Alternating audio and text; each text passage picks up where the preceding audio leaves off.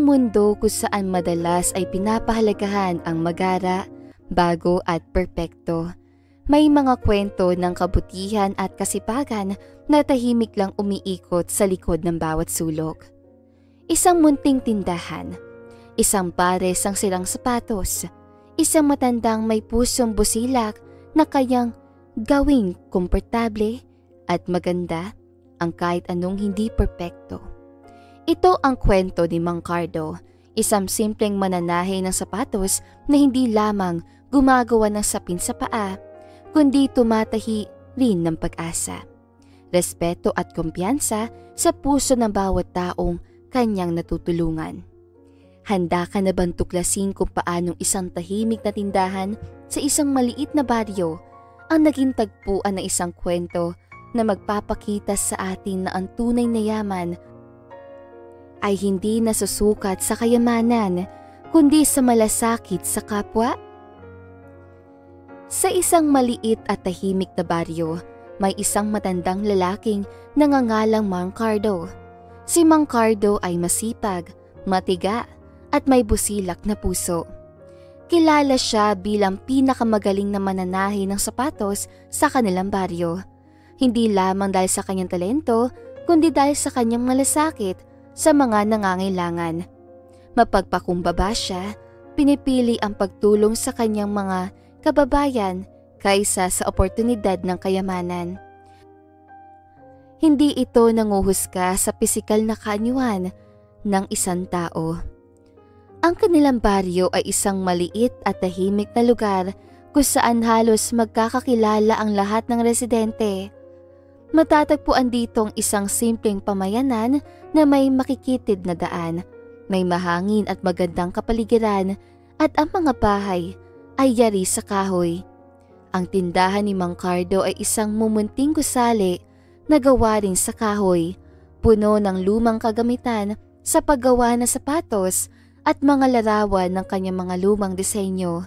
Bagamat hindi marangya ang baryo, puno ito ng buhay at malasakit sa isa't isa, kung saan ang mga tao ay nagtutulungan at may malalim na pagpapahalaga sa tradisyon at kasipagan. Mula pa noong kabataan niya, siya na ang kinikilala bilang pinakamagaling na mananahi ng sapatos sa kanilang lugar. Sa kanyang mumunting tindahan na yari sa kahoy, matyaga siyang nagtatahi at nag-aayos ng sapatos, mula sa mga lumang sirang pares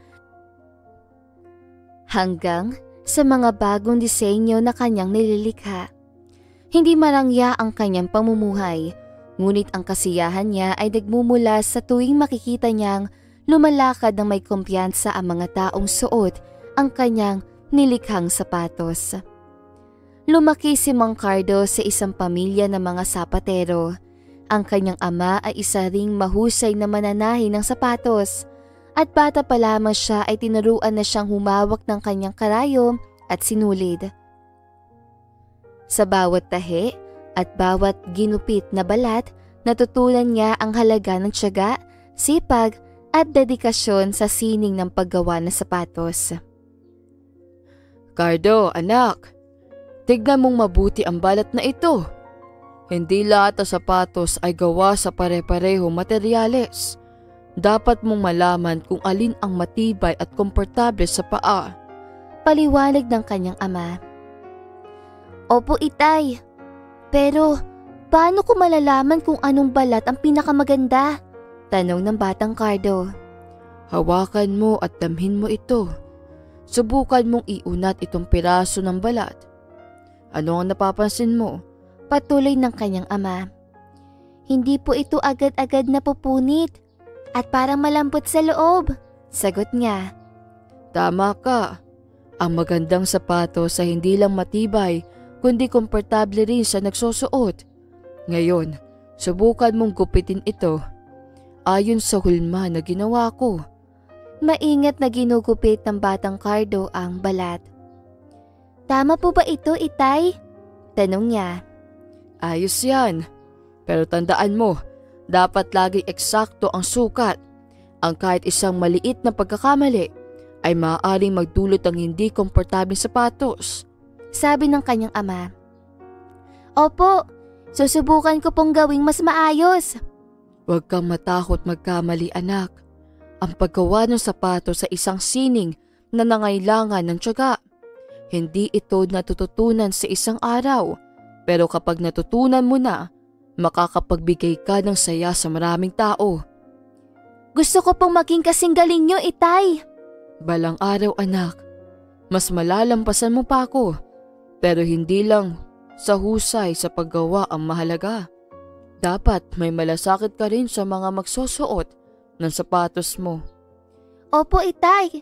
Pangako ko po yan.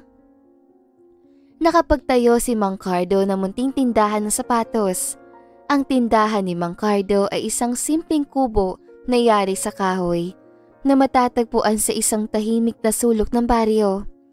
Ang bubong nito ay yari sa yero na may bahagyang kalawang na dulot ng pagdaan ng bagyo at matinding init ng araw.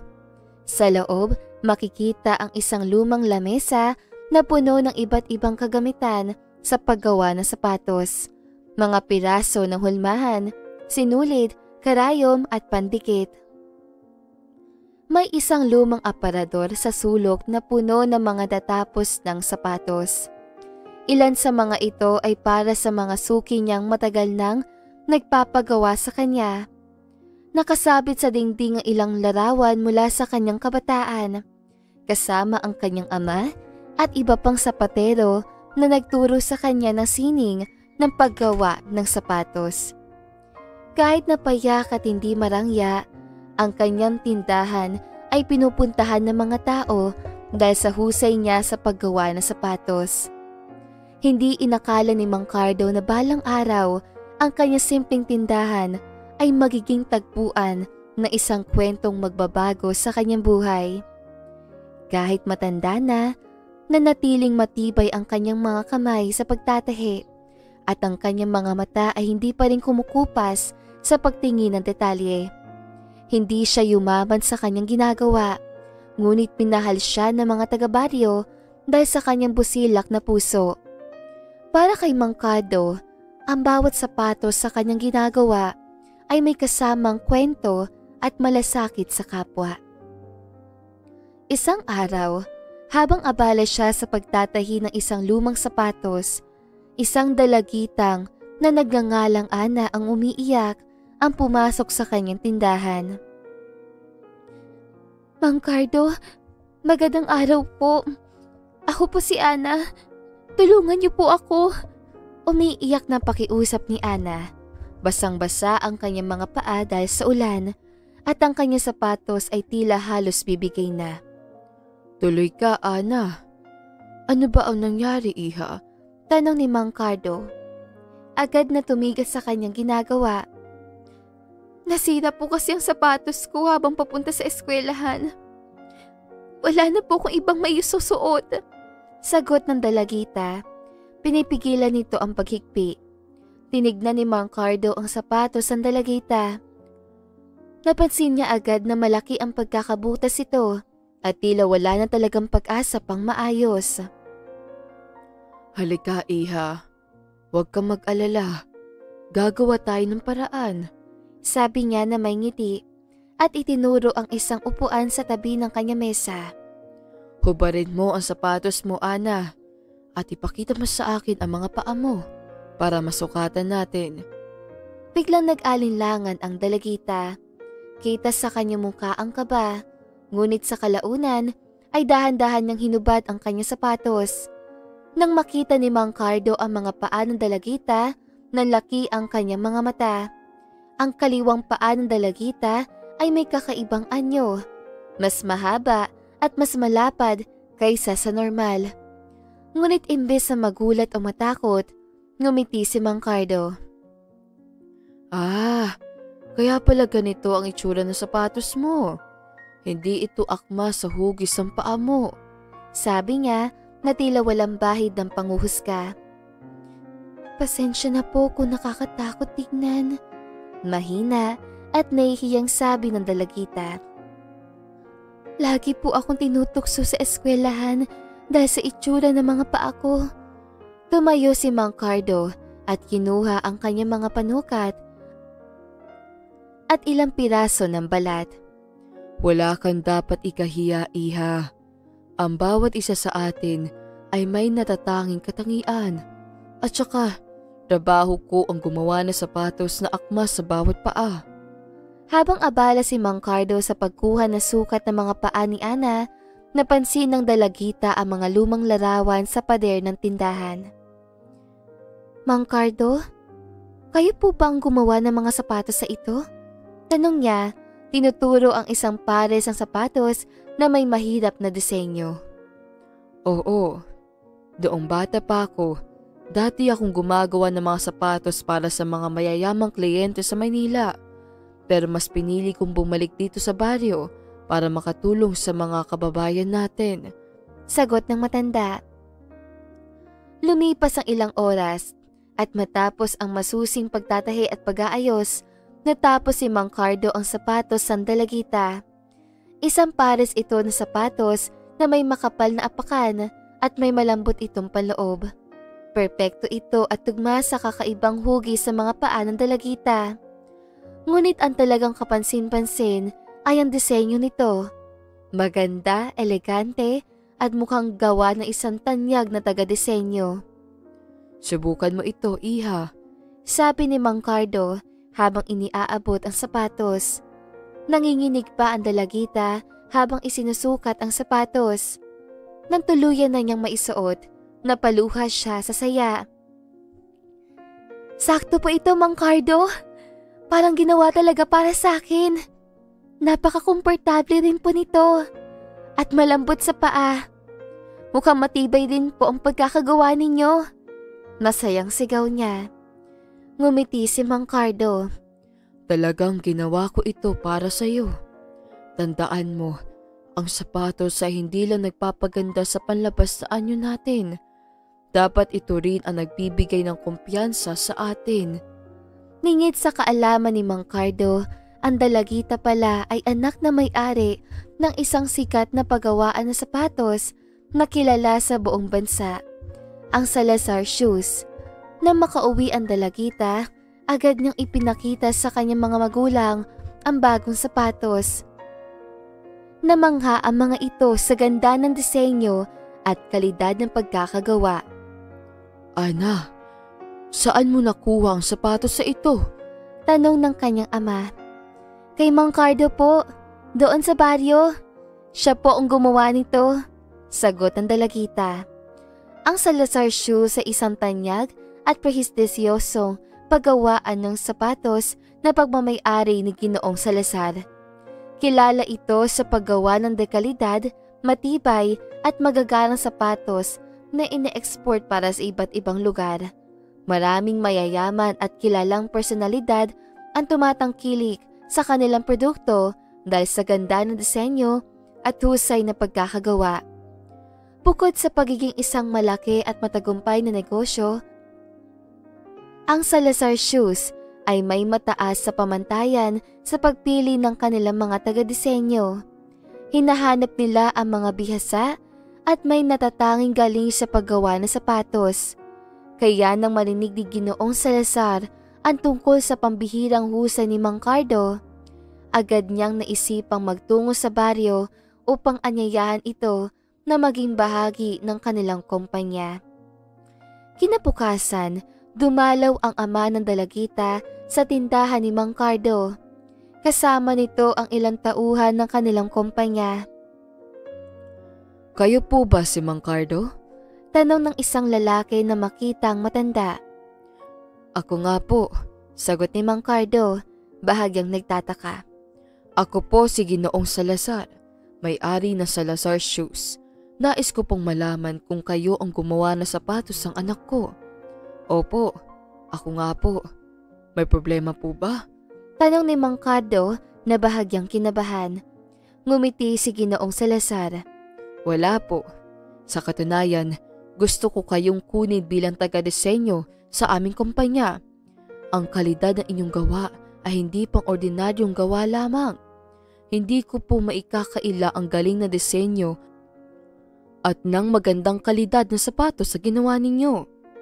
Ginoon, isang malaking karangalan po ang inyong alok. at sobra po ako nagpapasalamat sa inyong tiwala. Hindi ko po inakala ng aking simpleng gawain ay mapapansin ng isang kilalang kumpanya tulad ng sa inyo. Ngunit bago po ako sumang-ayon, nais kong tiyakin na hindi ko mapapabayaan ng mga tao dito sa ating baryo. Ang mga matagal nang nagtitiwala sa aking mga gawa. Kung papayagan ninyo akong ipagpatuloy ang pagtulong sa kanila habang ginagampanan ang bagong tungkulin, buong puso ko pong tatanggapin ang inyong alok. Naiintindihan ko ang inyong malasakit sa mga tao dito sa baryo. Kaya naman, pwede pa rin po kayo magpatuloy sa gusto niyong gawin. Kukuhanin namin kayo para gumawa lamang na espesyal na disenyo ng sapatos. Sa ganitong paraan, mas marami pa kayong matutulungan at kasabay nito ay maibabahagi rin natin sa mas malawak na mundo ang inyong natatanging talento. Simula noon, naging bahagi si Mang Cardo ng Salazar Shoes bilang isang espesyal na taga-disenyo. Hindi lamang siya nagbigay ng inspirasyon sa mga kapwang manggagawa, kundi maging advokasya na rin niya ang paggawa ng sapatos para sa mga taong may kapansanan o kakaibang hugis ng paa. Ngunit kahit anong taas ang kanyang narating, hindi niya kinalimutan ang kanyang baryo. Bumabalik pa rin siya tuwing linggo, handang tumulong sa nangangailangan tulad ng dati. Dahil sa kanyang dedikasyon sa pagtulong, binigyan siya ng natatanging parangal bilang pagkilala sa kanyang kontribusyon. Isa sa kanyang pinakamalaking proyekto ay ang pagbibigay ng libreng sapatos sa mga batang walang kakayahang bumili. Nag-alok din siya ng libreng pagtuturo sa mga nais matutong gumawa ng sapatos upang maipagpatuloy ang sining at kabutihan loob sa kanilang bayan. Sa dami ng kanyang natulungan, marami rin ang kanyang buhay na nabago dahil nagsipaglabasan rin ang mga tao sa kanilang baryo, pati na rin ang ibang kabataan na may talento sa pagdisenyo at paggawa ng sapatos. Dahil dito, itinanghal siya bilang isang bayani sa kanilang lugar. Ang kanyang kwento ay patunay na ang tunay na yaman ng isang tao ay hindi nasusukat sa kayamanan, kundi sa kabutihan loob at malasakit na naibabahagi sa iba. At dito na nga po nagtatapos sa magandang istoryang ito. Maraming salamat mga kakwentuhan!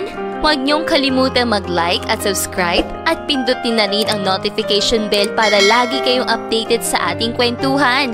Hanggang sa muli, paalam!